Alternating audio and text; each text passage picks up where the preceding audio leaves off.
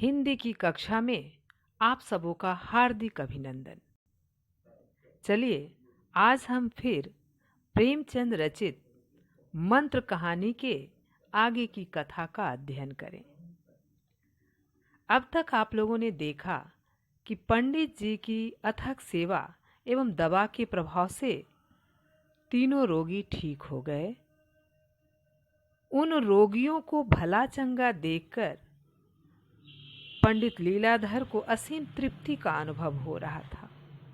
जिस रोग को लोग दैव का कोप समझ रहे थे, उन रोगियों को ठीक करके मानो देवताओं पर उन्होंने विजय पा ली थी। अब आगे की कथा इस प्रकार है। चौधरी ने कहा, महाराज तुम साक्षात भगवान हो, तुम नहीं आते तो हम नहीं बचते। पंडित जी बोले, मैंने कुछ नहीं किया, यह सब ईश्वर की दया है। चौधरी, अब हम तुम्हें कभी नहीं जाने देंगे, जाकर अपने बाल बच्चों को भी ले आओ। चौधरी उनके उपकार से दबे हुए थे। वे पंडित जी को अपने बाल बच्चों सहित यहाँ आने को कह रहे थे। पंडित जी, हाँ मैं भी यही सोच रहा हूँ, तुम लोगों को छोड़कर अब नहीं जा सकता। पंडित जी अब अपने ब्राह्मणत्व पर घमंड करने वाले पंडित जी नहीं थे।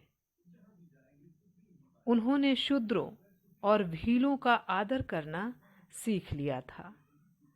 मतलब पंडित जी दलितों उपेक्षितों का आदर करना सीख लिया था। उनके अंदर का भेदभाव, ऊंच नीच की भावना खत्म हो गई थी। उन्हें छाती से लगाते हुए अब पंडित जी को घृणा नहीं होती थी।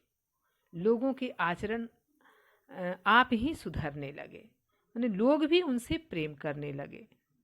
पंडित जी ने किसी का उद्धार नहीं किया।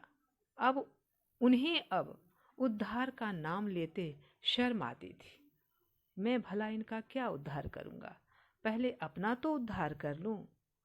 अपना उद्धार कर लूं अर्थात अपने अंदर की अज्ञानता को मिटा लूं। ऐसी निर्मल एवं पवित्र आत्माओं को उद्धार के ढोंग से अपमानित नहीं कर सकता। यह मंत्र था जो उन्होंने उन चांडालों से सीखा था और इसी के बल से वह अपने धर्म की रक्षा करने में सफल हुए थे। पंडित जी ने उपेक्षितों, दलितों से एक मंत्र सीखा। कौन सा मंत्र? मानव सेवा, अर्थात मनुष्य की सेवा ही सबसे बड़ी सेवा है, वही सबसे बड़ा धर्म है।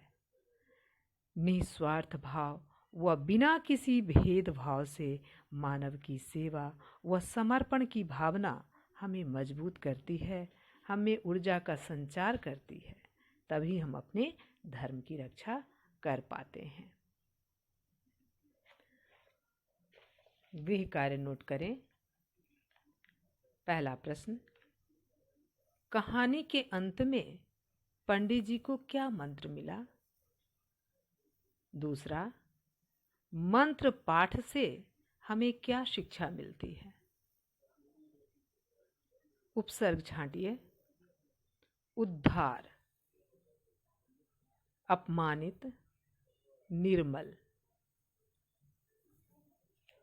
धन्यवाद।